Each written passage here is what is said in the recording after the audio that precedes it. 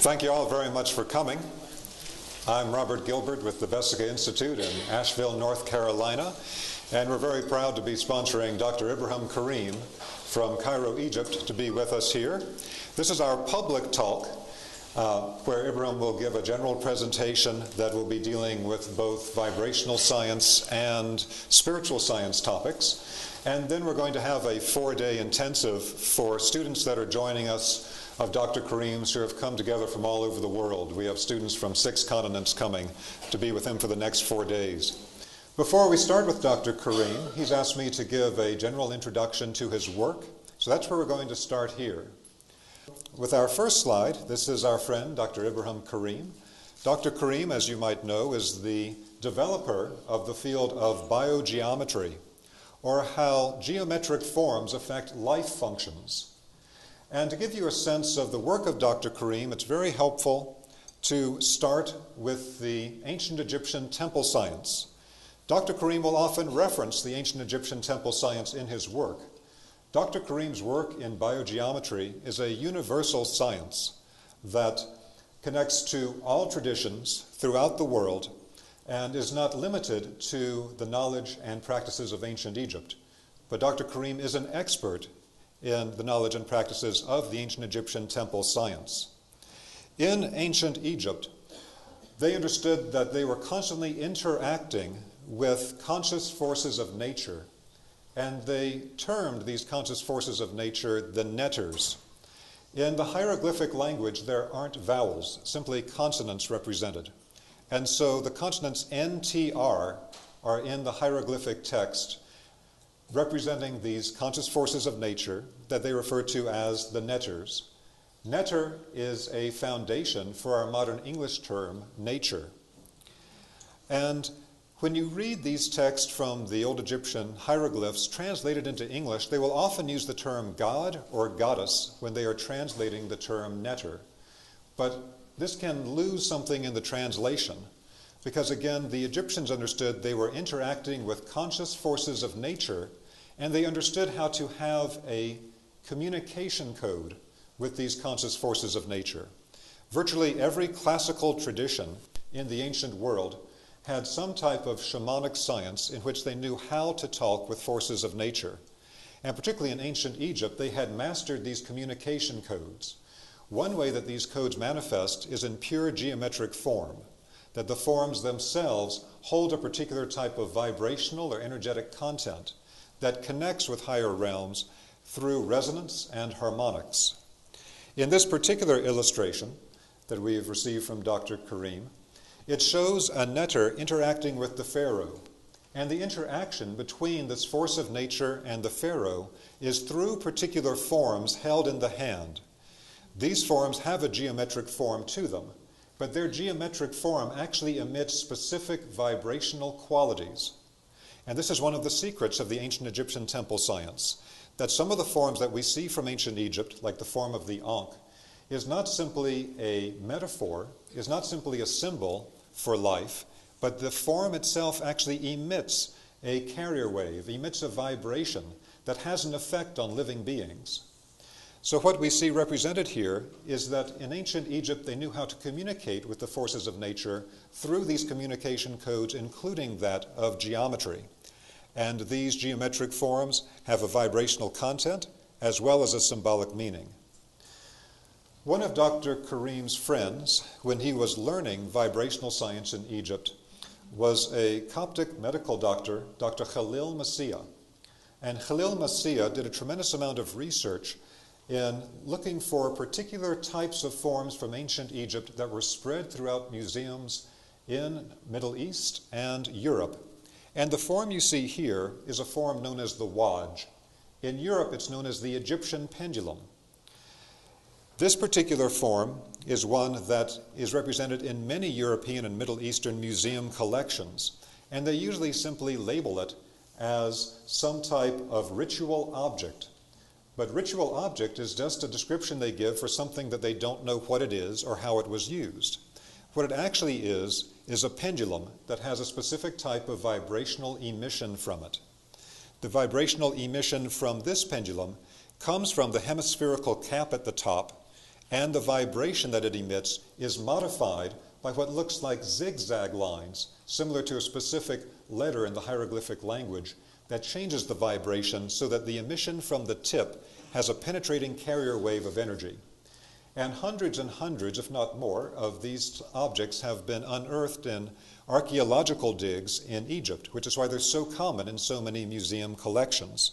So in ancient Egypt, they used a science using these forms and their vibrational qualities to communicate with natural forces and to develop a science of being able to differentiate different vibrational qualities and to know their effect on living beings, both as far as energetic and health effects, as well as effects on consciousness. This particular slide comes from a German woodblock print of Saint Luiger. Saint Luiger is a Catholic saint who is connected to the building of the cathedrals. And he's shown holding two forms. One is the cathedral, and the other is a staff of authority that has a very specific geometric form to it. The top of the staff has this type of spiral movement that works as a type of antenna to receive and send energy. Although it's hard to see in this woodblock print image, if you look at the staff, there are small projections at different lengths of the staff. By holding the staff at different points that are marked on it, you can use the staff as a vibratory device, and at one particular length of the staff, you can isolate a wavelength that is connected to determining a specific vibratory quality, such as underground water, or the vibrational quality of what would classically be referred to as the quality of a sacred power spot, or another type of vibrational quality needed in the differentiation in finding a land location and correctly building a building that had the spiritual qualities to become a true temple or a true church. And so this knowledge from ancient Egypt actually spread in multiple directions. You can find aspects of it in the Jewish Kabbalah, in the Greek Kabbalah, and then moving into Europe with the esoteric research of the Catholic Church, and then later with the Jesuit order, which particularly focused on the knowledge of ancient Egypt. In medieval times in Europe, they did types of vibrational testing to find lines of energy in the earth. And these earth grid energies were classically used for demarcating specific vibrational qualities in a location, and also they would build sacred structures directly on the earth lines. The earth lines could be used either for placing the walls of the building on or the central axis of the building. And so this woodblock print shows in medieval times the dowsers of that time, vibrationally testing for where the lines of energy are running in the earth to plan out the city. In Dr. Karim's biogeometry work, a tremendous amount of detail has been developed talking about the ways that we can detect these earth energy lines and the methods used in ancient times that have now been updated into modern methods to be able to build and work with these earth energies in the classical method of either developing a single building or actually shaping the energetics of entire neighborhoods, communities, or cities. This particular slide here looks at the way that in placing any type of sacred site, which in modern times would be a church in Europe, they would find a place that multiple energy lines come together that are running a specific type of energy. Again, this is an energy often referred to as the energy of sacred power spots. And one of Dr. Karim's accomplishments, as we'll mention in just a moment, has been to actually identify the specific vibrational quality of power spots. In this particular German analysis of this particular church, you can see that there are multiple lines of energy that are crossing at a particular location. The place of the multiple crossings of lines of energy is where they will place the altar within the church, and another major large energy line will become the central axis for the church. Moving into modern times, the knowledge of how to actually test these specific vibrational qualities and to work with them is something that classically was always kept in closed circles, always part of closed initiation traditions. But multiple spiritual traditions around the world knew about it and trained their own initiates in this type of science. It began to break the surface with some of the information about the details of how this sort of work is done around the year 1900 in France. At that time, as we mentioned before, the Jesuit order within the Catholic Church had been collecting esoteric information from different parts of the world, and they were well known for collecting information, particularly from ancient Egypt. There were Jesuit priests who were trained to be missionaries, and they were sent to other countries armed with these particular vibrational methods. So around this time in France, a little over 100 years ago, there began to be books written with titles like the Radiesthesia of the Missionaries. Radiesthesia is the term used in Europe for sensitivity to or the ability to detect subtle radiations. And so the Radiesthesia of the Missionaries described the way that Jesuit priests were trained to be able to detect the vibrational qualities of the places that they were sent to. Because being sent to another place where you don't speak the language, no one knows you, and to try to convert the natives, you had to have practical skills. So with this vibrational science, they could do things like find sources of drinkable water. They could test what food was edible and what was not. They could find exactly what local plants would be medicinal for specific types of illnesses or health problems. And through that means, the Jesuit priests could be of tremendous help to the local population and be accepted and integrated into the local population. With the publication of these texts about the Radiesthesia of the Missionaries, there were particular texts also written by Jesuit-trained French priests, such as the gentleman you see in the right-hand side of this illustration, one of the most famous of these priests, whose name was Abbé Mermet. Abbé Mermet wrote a book called Je Père, which means How I Work. And he was very well known in Europe for being able to use vibrational methods, not only to do things like find drinkable sources of water and underground minerals, but also to be able to detect the specific vibrations from any substance, find missing people, all types of things of this nature. And so it was around this time, 1900 in France, that a series of books appeared in French that described specific techniques for doing this type of work. And again, it was primarily written by Jesuit-trained French priests such as Abbé Mermet. With the work that they did, they were able to train enough people in France who were not necessarily part of the Catholic Church or part of any spiritual tradition, but simply independently began to research energies and to work with them.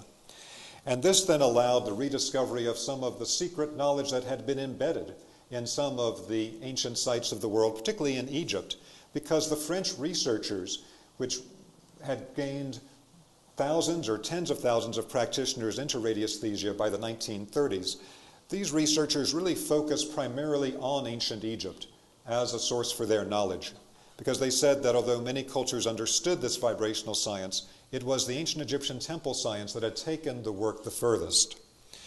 And so with illustrations such as this, one of the people that pursued this work was a Russian named Kerner Skariatin, who wrote books under the name of Enel. And in this particular text, he looks at the specific rays of energy that are present in particular geometric forms. And particularly, he lived in Egypt, and he tested in the Great Pyramid and found a particular ray of energy that came into the Great Pyramid, not in the center of the pyramid, but at 6 degrees 15 seconds off of the center. That deflection is a particular ray of energy that was then used in the construction of the king's chamber of the Great Pyramid, because the sarcophagus in the king's chamber of the Great Pyramid is at 6 degrees 15 minutes off of center. So using this knowledge, they're able to directly detect the specific vibrational qualities that these buildings were constructed to amplify or to catch for specific applications. In 1933, something very important happened with this, at this point, free body of French research, now no longer associated with any specific spiritual tradition. And at that time, a particular researcher named André de Bellezalle, along with his co-worker Leon Chalmeret, were able to isolate a specific range of vibrational qualities that became a type of vibrational spectrum. They built on the work of earlier pioneers like Louis Turin, a radio engineer in France. But this individual that you see in these pictures, de Bellezalle, was able to finish the spectrum. So just as we have today an electromagnetic spectrum that allows us to create electromagnetic technologies, so at that time, in 1933, they completed this understanding of the range of vibrational energies that are too subtle to be picked up by electromagnetic detection equipment.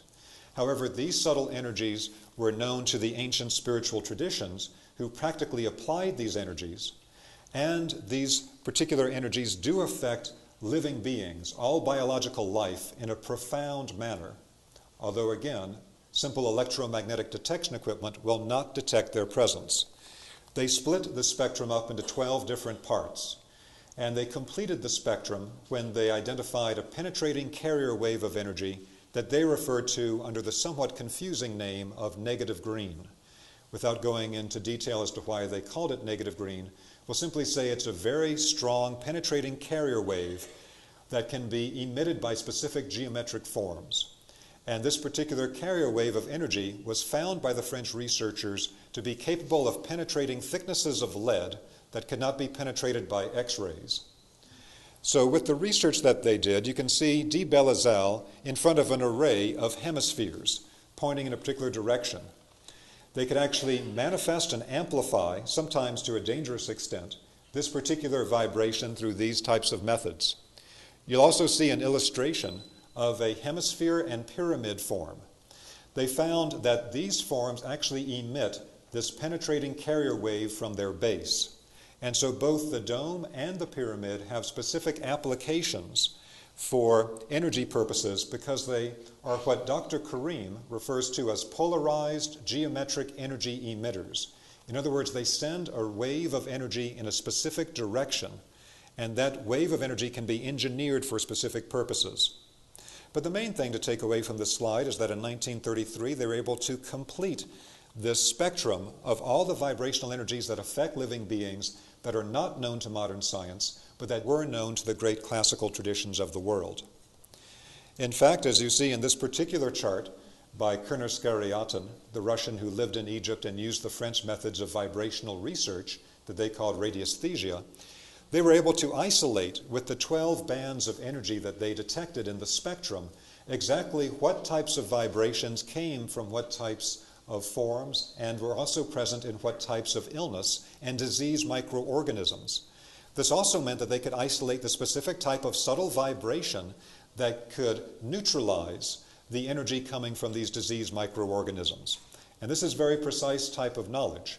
They may refer to these things in the different vibrational qualities under the names of colors, but it's not simply a color. Color is one way that these vibrations manifest in what Dr. Karim refers to as scales of quality.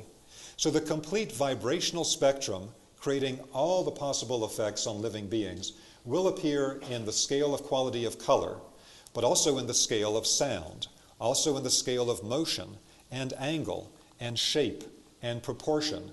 They are all qualitative scales that create very specific energetic effects. Now, most of this French research is somewhat lost at this point.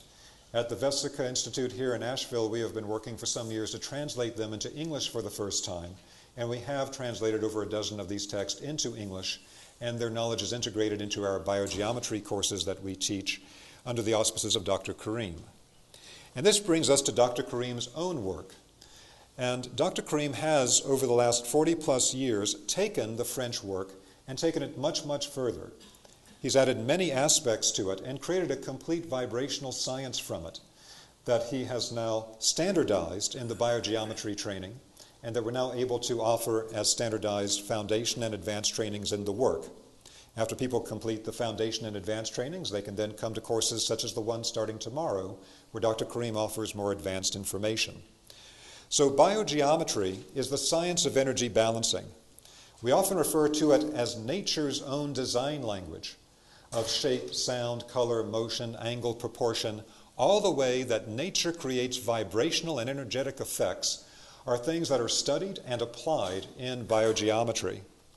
It's also based on the principles of resonance, and resonance is when things of a similar vibrational quality can exchange energy and information, and the principle of harmonics, where this vibrational exchange takes place at all levels, at all planes of existence, all dimensions. Now, one of the remarkable things inside biogeometry is that it has practical methods for us to directly detect specific vibrational qualities differentiate them one from another, and to apply them or transform them for practical purposes. Dr. Karim has also succeeded in identifying a specific vibrational quality not discovered by the French, that is the vibrational quality that balances all living energy systems. This is an energy that Dr. Karim has coined the BioGeometry 3, or the BG3, because it has 3 specific components, but they come as one totality. So sometimes Dr. Karim will refer to this as the one energy quality. But it's like the mystery of the Trinity, where the 3 is 1 and the 1 is 3. But Dr. Karim's original research was able to isolate the 3 specific vibrations that do balance all living energy systems, the BG3. One of the most fundamental parts of biogeometry is something called the physics of quality. Dr. Karim's physics of quality is a complete conceptual foundation for a new vibrational science that is the missing part of the science that we have today in modern science and physics. Because the science we have today is purely a science of quantity, and quality is not allowed. So the physics of quality describes the way that vibrational qualities work to affect all living beings, and that this is the flip side of the quantity that is studied today. Virtually all classical traditions from the ancient world focused on quality and not on quantity. If we focus only on quantity, we throw out all the knowledge from thousands of years of research in China and India and other great cultures. But if we have a science that integrates quantity and quality together, then we can bring and incorporate all this classical knowledge that is our spiritual inheritance into a modern system, as Dr. Karim has done. Now, Dr. Karim has a very varied background. Dr. Karim's father is known in Egypt actually as the father of modern Egyptian architecture. Dr. Karim is himself an architect and received his doctorate in architecture from the prestigious ETH Institute in Zurich, Switzerland. When Dr. Karim got his doctorate in architecture, at one time he worked for the Egyptian Ministry of Architecture, and he served as the consultant to do the renovations to the Museum of Ancient Egyptian Medicine, run by Dr. Fawzi Solomon. And as Dr. Karim was working with Fawzi Solomon on the Museum of Ancient Egyptian Medicine, Dr. Karim learned many things from him having to do with ancient Egyptian medical practice, and he was also introduced to a whole group of esoteric and vibrational researchers in Egypt, including Dr. Khalil Messiah, who we referred to earlier. Through these contacts, Dr. Karim began to learn a lot about vibrational science and also about the French radiesthesia methods from the 1930s that we mentioned previously. Dr. Karim actually went at a later time to Paris, France, to the particular location, the Maison de la Radiesthèse, that was the collection point for all the French vibrational research. And when he arrived there, in a sense, he was recognized by the woman that ran the place, although he had never contacted them previously. And she said, "You're the person who's supposed to take this work forward." And she took him down to the basement and gave him this treasure trove of original research notes, equipments, out-of-print books from all these researchers in trunks to take back to Cairo. And she made a very good choice, because Dr. Karim has used this and has made it the foundation that he's built the greater advancements of biogeometry on. Now, Dr. Karim is the sort of person that, although he is a Muslim living in Cairo, Egypt, he finds himself accepted by many different spiritual groups and organizations across the world because he is a person of a truly hermetic nature. He is a person that has a type of universal spirituality that is not confined to any one tradition. And so one sign of this is that in Egypt is one of the oldest, if not the oldest, in the world of Christian communities, which is the Coptic Christian Church of Egypt. And Dr. Karim was actually invited to be a member of their esoteric study circle. And he was the only Muslim ever invited to join them in this Coptic Christian study circle for their deepest esoteric mysteries. And so, again, Dr. Karim has been initiated into a great deal of knowledge from many different traditions around the world. Now, Dr. Karim was also a founding member of a group called the Imhotep Scientific Society, which was an organization begun in the early 1970s by Yahya Cossack in Saudi Arabia as an organization to collect esoteric knowledge from around the Middle East and bring together researchers from around the Middle East to share their knowledge together. And so Dr. Karim has been involved with this research and sharing activity now for 40 years. So Dr. Karim is an expert in the specific methods used in ancient Egypt for creating specific vibrational effects. So for example, if you go to Giza Plateau, you will find that the three major pyramids at Giza are not flat-faced pyramids. The three major pyramids have a half-a-degree indentation straight down the center of all four faces of the pyramids.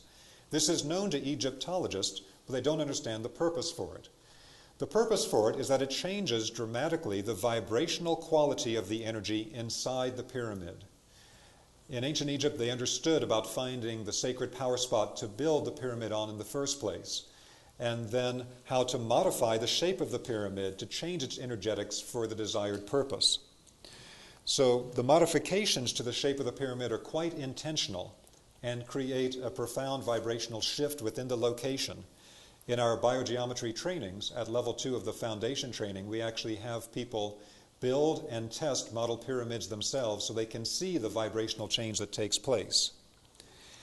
Now, one thing that you find with these types of esoteric mysteries and also within the training in biogeometry is that the deeper you go into it, one veil after another comes off the knowledge.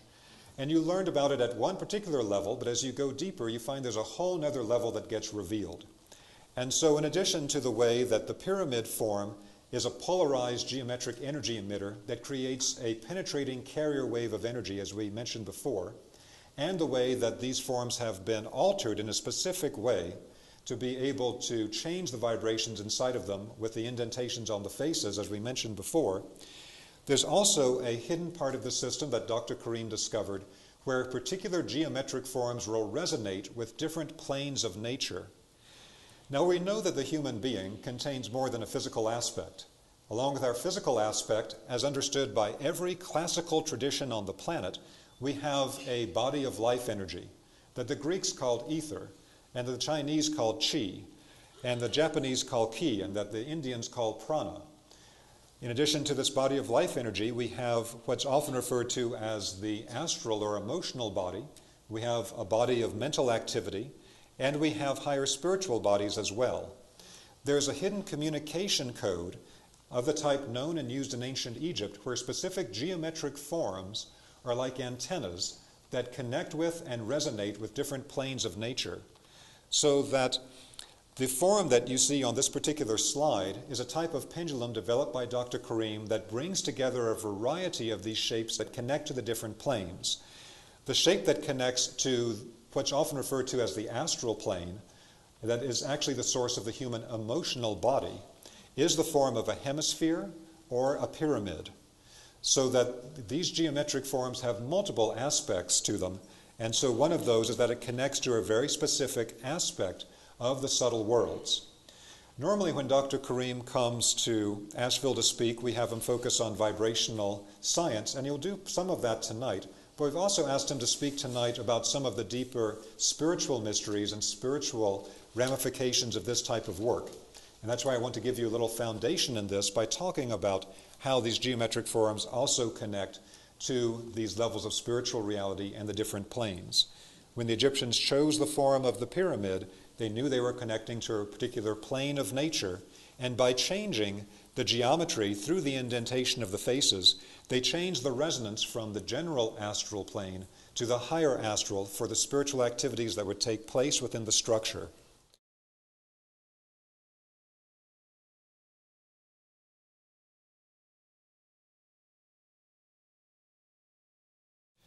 Dr. Karim has also done extensive surveys of the specific types of land energies that are present at Giza Plateau that they then built the pyramids on.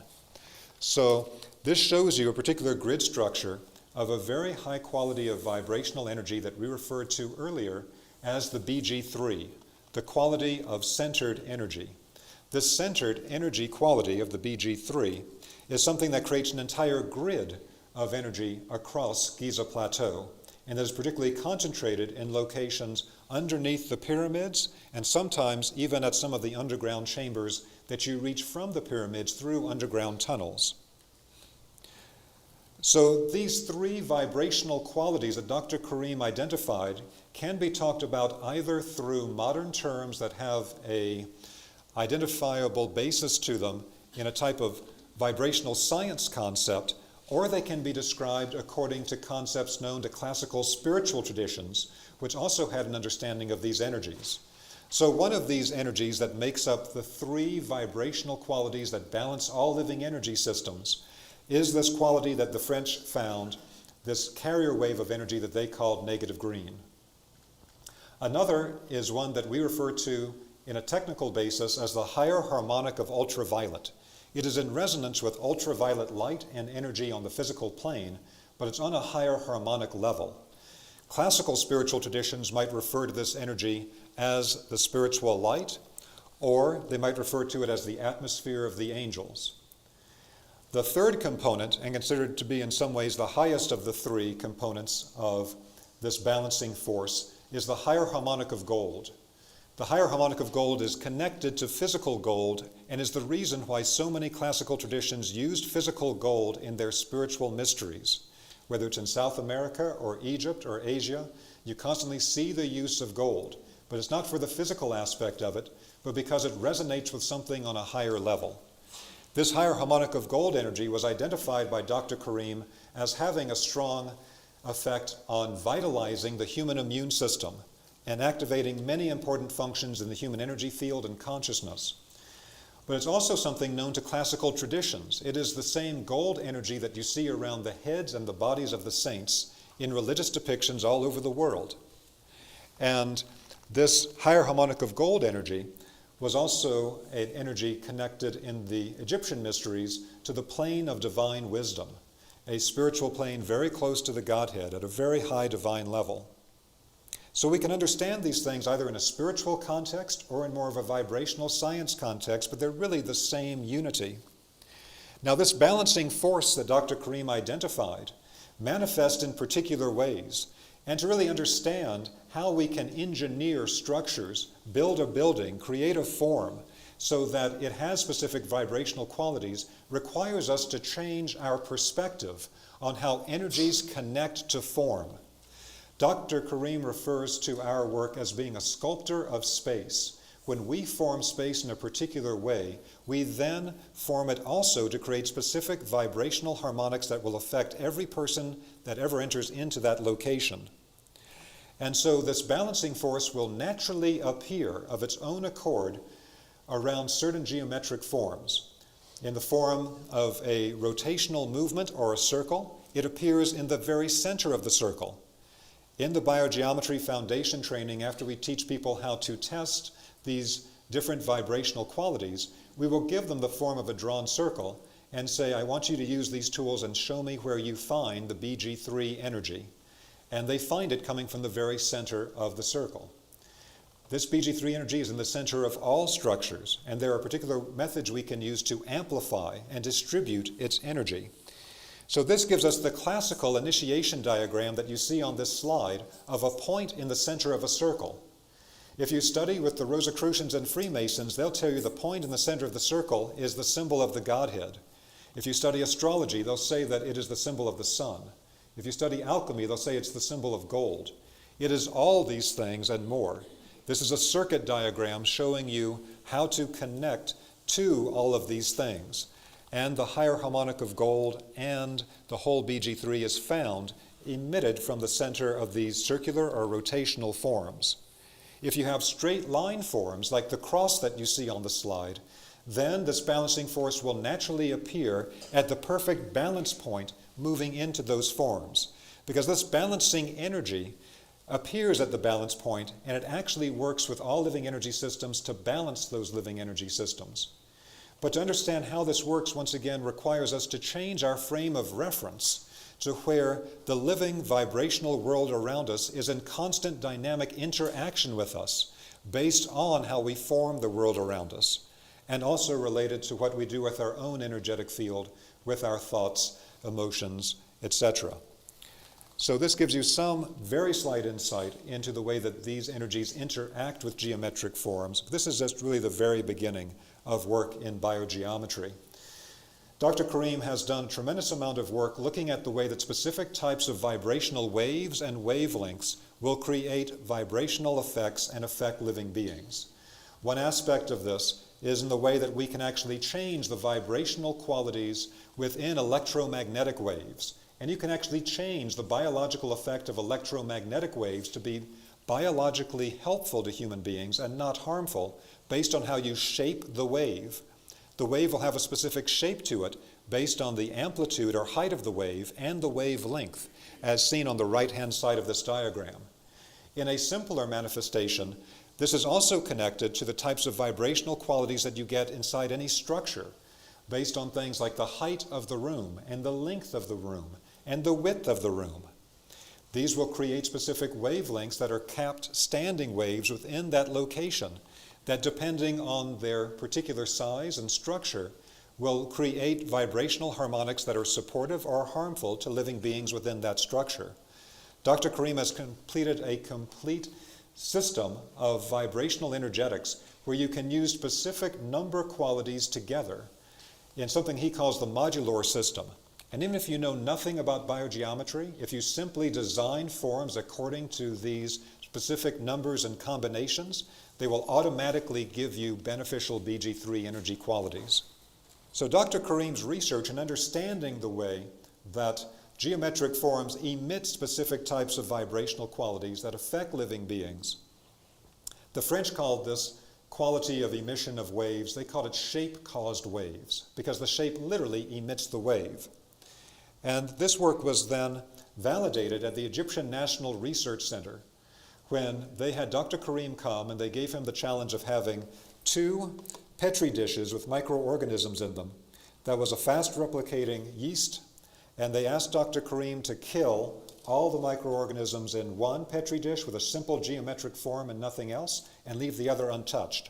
And to give you some sense of the type of person Dr. Karim is, he said, biogeometry is not for killing, and I'm not going to kill anything. What I will do is I will put a simple geometric form and nothing else over one of the cell cultures and completely paralyze all of its life activity. It'll be in a state of suspended animation until I remove the geometric form. The other one that I leave alone will continue to replicate naturally.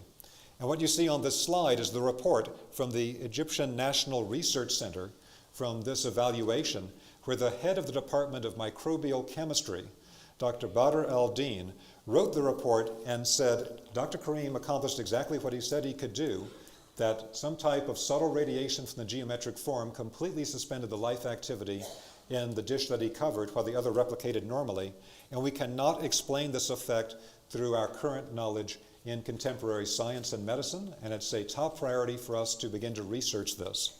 At that point, the Egyptian National Research Center started a research project under Dr. Karim to study the effect of geometric forms on life functions. And Dr. Karim headed this up for quite some time, and they had many remarkable discoveries. Another one of Dr. Karim's discoveries is that through using radiesthesia to be able to tune to specific vibrations and track them as they move through the living bodies of human beings, animals, etc., he could actually track the way that specific energies move inside the human body. And he called these movements of dynamic energy in the body biosignatures. There are also biosignatures that are not linked to movements in the body, but within the human energy field on a greater basis. But sticking right now to the biosignatures in the body, what you see on these slides are the energy movement patterns that Dr. Karim identified in specific organ systems of the body. And these energy movement patterns can actually be provided to people as biosignatures to help to harmonize different energetic things in their energetic field and with their organ function. Now, Dr. Karim is an architect and not a medical doctor. Dr. Karim never makes any medical claims. What Dr. Karim does is he works with medical professionals who then test his work, and any claims will come from them. So an example of the testing of biosignatures for their efficacy was with the Egyptian National Hepatitis C Research Project, a research project paid for by the Egyptian government, in which they studied all possible suggested remedies for hepatitis C, which is a liver-based illness that is epidemic in North Africa. And this particular research was conducted at Al-Azhar University, which is one of the oldest universities in the world, and again paid for and sponsored by the Egyptian government. They had multiple things they were testing with different control groups. So one group would receive interferon, another would receive some other type of pharmaceutical, another would receive Chinese medicine, and one group was given to Dr. Karim, and he simply gave them a particular medallion to wear that had specific biosignatures that he had identified as being helpful for people with hepatitis C. Again, he made no medical claims. He just said, I don't even want to meet the people. Otherwise, you'll claim I had some type of effect on them. Just give them the medallion to wear, and we'll see what happens. At the end of the first 6 months of the project, the head of the research project went on Egyptian national television and announced that of everything that they tested, by far the best effect that they got was with the control group that did nothing other than wear Dr. Karim's biosignature medallion with these particular biosignatures for Hep C. They had an average 90% normalization of their enzyme levels, and that was much better than anything else tested. Number 2 was interferon, but it was more in the 30% range, and many people had toxic effects and had to get off of it because of that. So it was a very, very positive result showing the way that the biosignatures did have energetic effects, although, according to modern science and medicine, these simple geometric forms shouldn't do anything. But they did have a profound effect, and in fact, many people that were in that particular group also had completely clean blood work after 6 months. There was no Hep C left in their blood work. And I asked Dr. Karim once, how come some of the people, everybody benefited with their enzyme counts, but some people at the end had no Hep C left in their blood, and some did. Dr. Karim said, because I was only allowed to give them the medallion. I was not allowed to work on their home. If I wanted to get more general clearance, I would have to balance the energy where they lived as well as the energy directly on their body with the medallion. And those are 2 aspects we always address in biogeometry. We are an open energy system, constantly exchanging energy and information with our environment. The electromagnetic fields, possible toxic earth energies, chemicals, etc. of our environment will affect us, and they do need to be balanced, as well as a direct balancing of the human energy field and organ structure itself. So this connects to Dr. Karim's concept of energy, shape, and function. With these biosignature patterns, to understand how they work, don't look at them as static forms. Look at them as a pattern that energy is moving constantly and dynamically within. Energy moves into a shape, and energy is actually programmed to perform a specific function by the shape it moves into. Energy moves into a shape, and the shape determines the function. That gives us a very simple equation in biogeometry for practical work. Energy plus shape equals function. And this is an earlier version of the biosignature medallion that I wanted to show you, because when you see these things at a normal size, you can't really tell what's on there. They look like little squiggly lines. But blown up, you can see that every one is a very specific linear energetic movement pattern. They're actually 3-dimensional patterns that Dr. Karim has simplified to 2-dimensional to be able to put them onto a surface so that they can be worn. Dr. Karim has also done numerous projects, not just with human beings, but with animals, with plants, etc. And just to touch on a couple of these, in one project he worked with a chick farm, had them stop giving the chicks antibiotics and different types of artificial hormones, and instead simply created strong concentrations of BG3 around them. They found that the chickens grew faster, healthier, without any of the normal methods, and actually their flesh, when they were later consumed for food, were actually full of this BG3 energy. He's also done research into the growing of crops, and in one of the many projects he's done on the Red Sea, he was given the challenge, can you help us to grow sweet potatoes in salt water? Normally, sweet potatoes and other crops will not grow in salt water, but taking the salt out of the Red Sea is an extremely expensive process of desalinization. So, to make a long story short, Dr. Karim took the salt water straight from the Red Sea and ran it through particular shapes of containers and channels that infused the water with this BG3 balancing energy, and then applied it to the growing of the sweet potatoes. So what you see on these slides is, on the left-hand side, the normal growth of a control normal sweet potato grown with fresh water. Then the one to the right of it is a sweet potato that didn't really grow at all through normal salt water, because you can't normally grow crops with salt water. But at the bottom, you see a sweet potato grown with salt water that did not have any of the salt taken out of it, but it simply had been held within BG3 containers and run through BG3 channels to change its vibrational quality. And so Dr. Karim doesn't make any claims for this, but it shows that the vibrational quality of the water appears to be able to overcome even the actual chemical constituents of the water, which is a remarkable finding. Dr. Karim has also worked with Dr. Masaru Emoto, who's done much in the field of water research and water crystallization that you may be aware of. And so with Dr. Karim's development of the cube that you see in the upper left-hand corner, this creates a vibrational field around it that is quite strong, simply by having it in the same location as the water to take the crystallization photographs. It crystallized the water just by being in the same room. And when Masaru Emoto saw the crystallization photographs, what you might not know about Emoto's method is that when they take these water crystallization pictures, as you might have seen in his work if you're familiar with it, they actually take a whole series of different crystallization pictures, and no two are the same. And what Emoto said about the work is that Dr. Karim's biogeometry methods seem to create some of the most standardized beneficial crystallizations of the water of anything that he ever tested.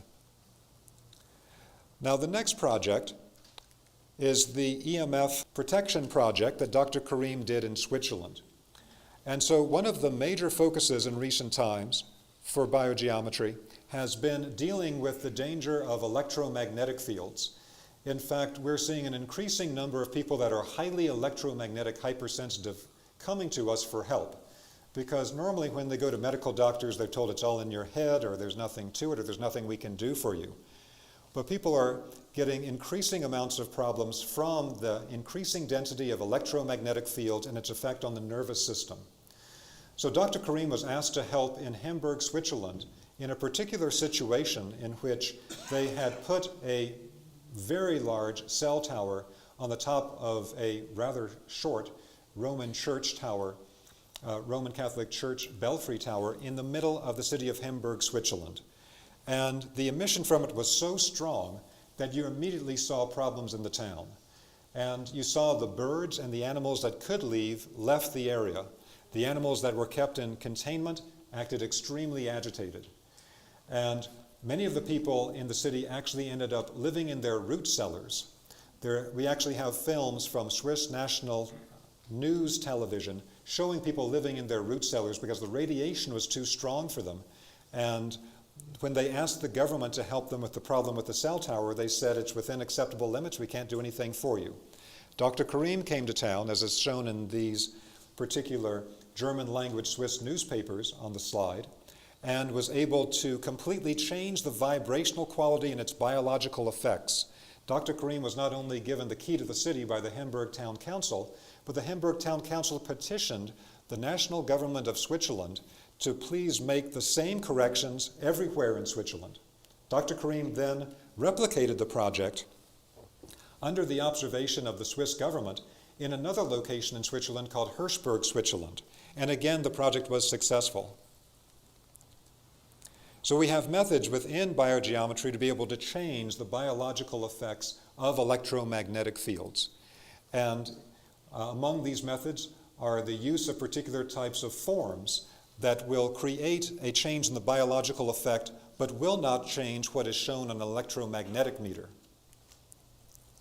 Now, the difficulty of this is that, on the one hand, they want you to show them in scientific authorities that you have changed the form of the wave on an electromagnetic meter, because that's what they test to see if any change has taken place. But if you do change what's shown in an electromagnetic meter, then the technology will no longer work. Your cell phone won't work. None of our modern communication or energy technologies will work if you change or tamper with the waveform. But what Dr. Karim identified is that the biological effect that we get from these corrections is actually taking place on other plane structures. Now, this is something we don't normally talk about in general public lectures, first introducing biogeometry, because it's beginning to get into more esoteric waters. This is an advanced topic in biogeometry. But we asked Dr. Karim to come this time for a 4-day advanced seminar for students from around the world that follow his work and focus on the spiritual topics, so I'm going to mention it tonight. What you see with this diagram is a particular illustration of the way that the physical plane energies move in a cross, just like electricity and magnetism propagate at 90-degree angles to each other in the physical world. That's a known property from physics, that electricity and magnetism propagate at 90-degree angles. But the other angles around it actually connect to different planes, all the planes spoken of by classic spiritual traditions. And that's actually where we are changing these vibrational qualities that affect living beings. But it doesn't affect a simple metallic electromagnetic meter that does not participate on those levels. This illustration here is an advanced esoteric application of this concept that Dr. Karim calls the biogeometry flower of life. By knowing this particular propagation of the energies of the planes at specific angles, you can actually do a type of vibrational testing and find a specific mandala-like form of the development of any person's spiritual nature or energetic fields on any of the different planes of nature that creates these mandala-like forms. For one person, they'll be highly developed on the physical plane, not so much on the higher. Other people will be very developed on the higher planes, but not so much on the lower. And so, through these types of methods of being able to track the different planes, you can find these types of phenomena. So Dr. Karim's work spans the gamut from highly practical and pragmatic vibrational applications for design, health, etc., and also getting into these very deep esoteric waters. In the very practical and pragmatic, one of the most recent projects Dr. Karim did in Egypt with the Egyptian National Research Center was dealing with the problem of nuclear radiation. And so in this particular project, what they did is they went and they found radioactive materials that are sold on the open market. So buying different types of lumber and tile and paint and things that you can actually buy on the open market that if you had a Geiger counter, you would find as radioactive. In fact, sometimes you can actually find that potting soil that you buy at the potting store is radioactive because it's allowed by federal statute to put some sludge from nuclear power plants in the potting soil. But who goes and tests these things with a Geiger counter? So they got radioactive materials and they built cages for mice from the radioactive materials at the Egyptian National Research Center.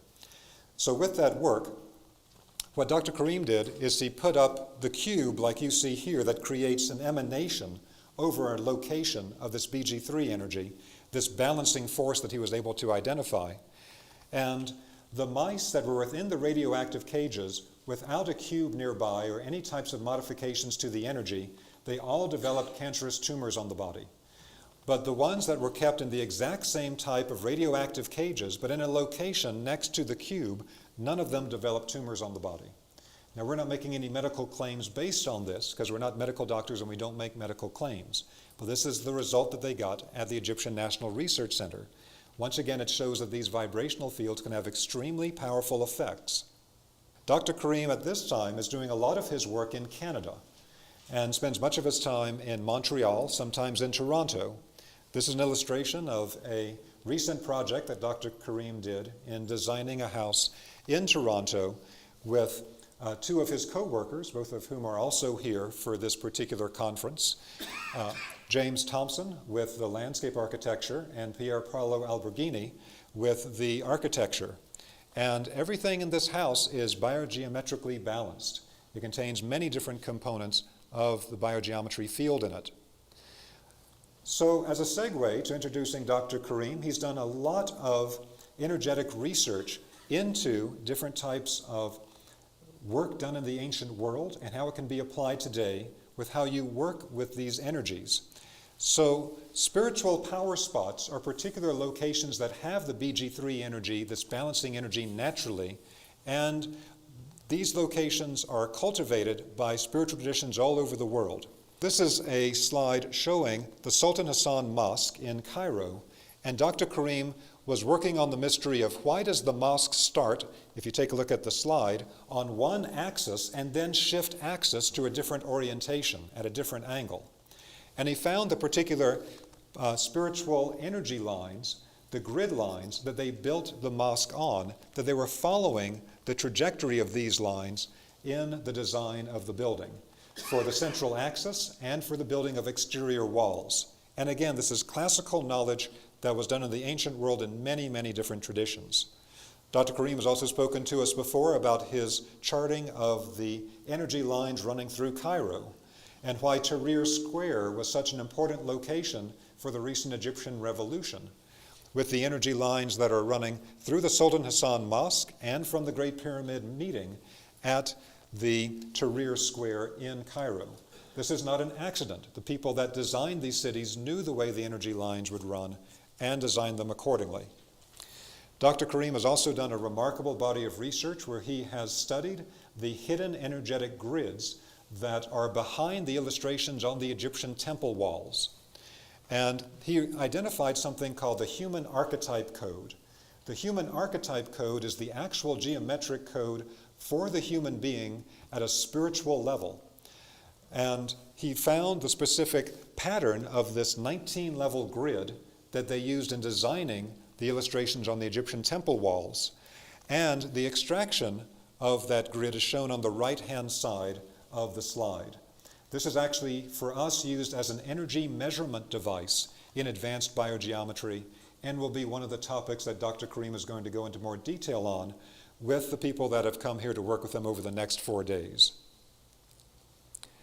And so this brings us to Dr. Karim has just recently published his first text in English, Back to a Future for Mankind, introducing the work of biogeometry. And we're very, very grateful to have him here with us today.